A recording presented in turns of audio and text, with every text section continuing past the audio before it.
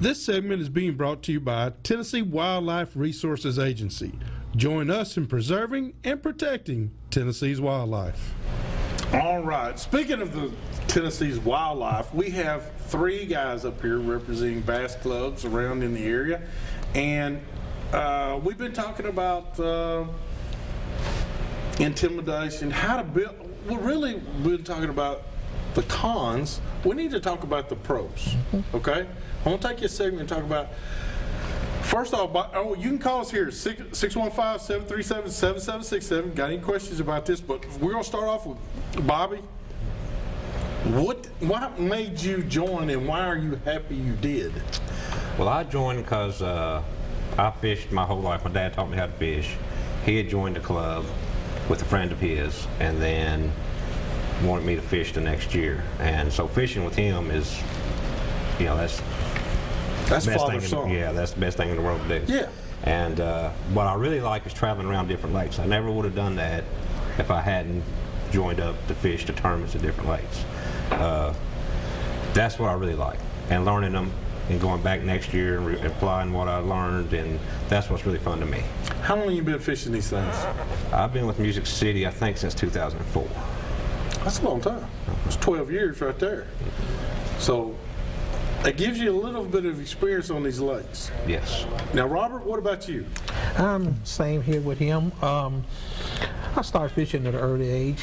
My mom exposed me to fishing, and little bluegill fishing and crappie, stuff like that. But I got away from fishing, when I got married and had kids, and didn't get back to it until they was all up in age and graduated from high school. And then a guy invited me to a bass club meeting one night, and I went and I joined the club. And I fished the first tournament, didn't know what I was doing, and from that point on I got hooked, and I've been doing it ever since, so. That's great. I'm just like what he said, we fish different lakes.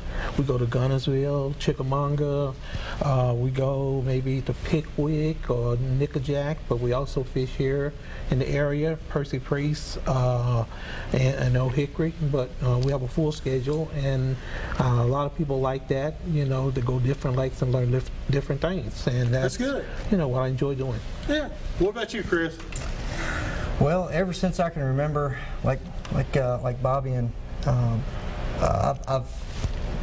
always fished. My dad fished, my grandfathers fished, but I played baseball through high school and on up through college, and once the realization set in that I wasn't going to go pro, well, then I always thought about fishing. In my case, that was the second week I played. Yeah. So once that focus shifted from baseball, fishing was always there, and I still needed that competitive drive to do something, and fishing took that place. And so I was very fortunate. I had a lot of friends that's how I got involved with Music City, was through friends, and made a lot more after I did get involved. But I was very fortunate to start with Music City, and that you travel around to a lot of different lakes and learn the new techniques, and then I was able to take that and now I'm trying to progress and advance on. Well, mine comes through bloodline. My great-great-grandfather came from Ireland. He was fishing off the end of the boat coming over here. So, hey, y'all better straighten up, because one of these guys is your boss. So, hold on just a second. We got Johnny. Johnny, is that you? I couldn't wait to get on. John Coleman. Got a panel there tonight, I'm telling you. How you like this panel? I like it. I got some bad news there for Robert, though. Uh-oh. No matter what kind of rules you got and how you tweak them or how you change them, there's always that little space in between.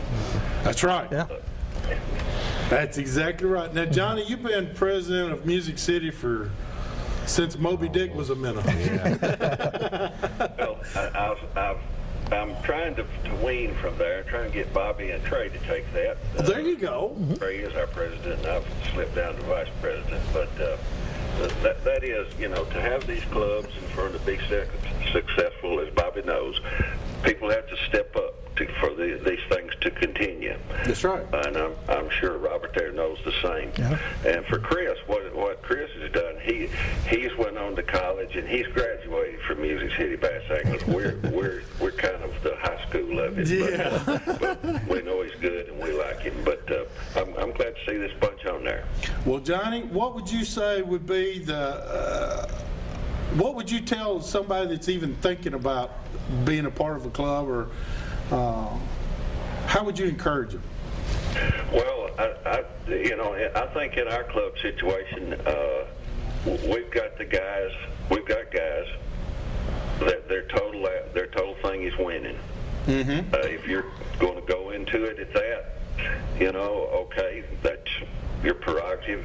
If you want to go in to have a good time, that's fine too. If you want to just go into it for the fellowship and the fun, that's fine too. Decide what you want to do. I know the older we've got, we have just as much fun sitting out behind the hotels, grilling the hamburger and drinking your soda and telling the same old stories that you told at the same last tournament, Well, So, I heard now, Johnny, that Bobby Colson was going to put us on his tax records because he's been donating for too many years. Is that true? I think I remember signing some checks for him. Even a blind hog find an acorn every now and then. That's right. I'm glad to see these guys on there. Thanks for having them. Thank you, Johnny. We appreciate your service at Music City Bass Anglers, too. All right. Bye-bye. Bye-bye. All right, we got Doug. Doug, how can we help you tonight? Hello? Yes, sir. Hey, Hugh, it's Doug down in Bon Apple. Yes, sir. How are you doing, Doug? Question for you. Okay. Our local deer processing is check-in stations. Mm-hmm. Ain't calling no name, but they state that they check your deer in, they keep the deer to process it. Is that not illegal? Yeah. That deer, once you check it in, that is yours. Okay. Well, as soon as you put that tag, let me put it to you like TWRA says. TWRA says in their bylaws and their laws that deer is not in your possession till you put a tag on it. But once you put a tag on it, it is completely yours. Yes, sir. Now, you have to go through the procedure to keep it by checking it in, but you're able to carry it to any processor that you wish to. Okay, say if I want to process it myself, can they turn me down No, sir. from No, sir. checking it in? No, sir. If you're there to check it in, it is their obligation as a check-in station to fill out the proper paperwork and have it checked in. They are, at that point in time, they actually work for Tennessee Wildlife Resources Agency as a check-in station. Now, once that's completed, it is your deer. You've done all the proper paperwork and done all the proper tagging. It is yours. It remains yours. Nobody can take that deer from you, and they cannot tell you what you can do with it. Now, I will make one stipulation. If the biologist figures out that deer came from a different state, or a game warden found out that it came from a different state, they do have the right to grab it and they do an analysis on it, okay? But as far as processing, you can carry it home. You can fry that baby up that night or put a rod through it and put it on a spigot and roll it around for a while. But that's entirely up to you. Yeah, I've already gotten one, and they checked it out. The biologist Yes. have and stuff. Yes. And But that's what I was wanting to know. I thought it was illegal, and I didn't know if they could turn you down from checking it in. no, sir, they cannot. Cannot. All right. So give me a good answer, right? All right, I sure thank- appreciate it. And Doug, if you have any problems, just call your local game warden. I promise you, he will take care of that situation, okay? All right, sir. Thank you so much. We appreciate it. And we got Joey. Joey, how can we help you? Hey, Jim, how you doing? Doing fine. I was in Music City Bass Anglers back in like 2007, and I really enjoyed that club. It is very good. Good. You were there? Yes, I was. What's your last name, Joey? Harris, Joey Harris. I do remember that. Okay. Okay. buddy I was with, we joined your club, and I mean, we had a blast. I was only in it for 1 year, but I had a blast. Well, let me ask you while we got you on the phone, Joey, why didn't you rejoin?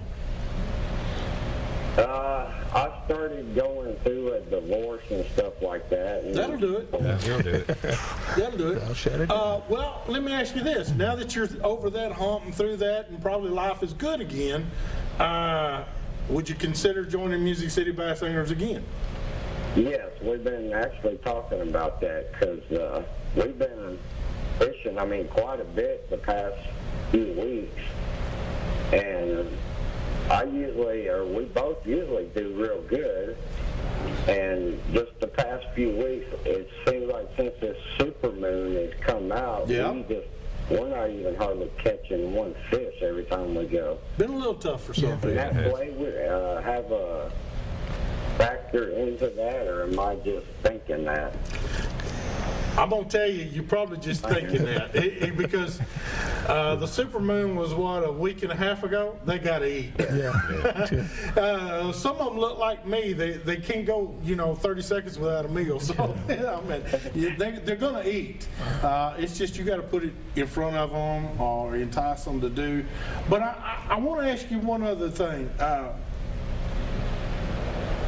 What did you like about joining the club? Because we'd like to know. What did you like about it when you were a member? I like going to, like the one guy just said a few minutes ago, traveling to different lakes. I have never fished Gunnersville, and I would love to fish Gunnersville and like Chickamauga, because I've heard the average bass is like 7 pounds. Some of them make it look that way, don't they? Yeah, they do, and it's like, we've been out here on Old Hickory like 4 or 5 times straight, and we were pulling 4 or 5 pounders up like it wasn't nothing. Mm-hmm. But then we go to Priest and not catch nothing, but I'm a Cinco, man. I'll use a Cinco all day long. Mm-hmm. I change nothing, But I'm not even having any luck the past 4 weeks, and we've been going once a week the last 4 weeks, and I'm not even getting a bite. Well, I tell you what, Joey, just keep doing it, brother. I promise you it'll change. It'll change. Well, I'm going to keep doing it. Yeah, just keep doing it. But thank you, Joey, for calling and giving us some true answers, okay? But I am going to try to get back into it because I really, really enjoyed that club. It was really nice. Okay. Well, Joey, we appreciate you, brother. Thank you so much. All right. Now we got to go do our tip of the week. This week's tip of the week is being brought to you by Davidson County Farmers Co-op. They're on Dickerson Road. Scott Cooper, you got to go check him out. He is having a grand time over there. They got all kinds of things going on. Today was the last day that you could give for the people going to Gatlinburg for all that stuff, but the Davidson County Co-op has been taking in all kinds of donations, but they're taking it up there to those fine folks up there that are hurting and struggling up there in Gatlinburg. And everybody, let's keep them in our thoughts and prayers. I've asked Chris, the European Fondren, to give us a tip of the week. Now, you fish the BFLs and stuff like. What kind of mindset do you have to have?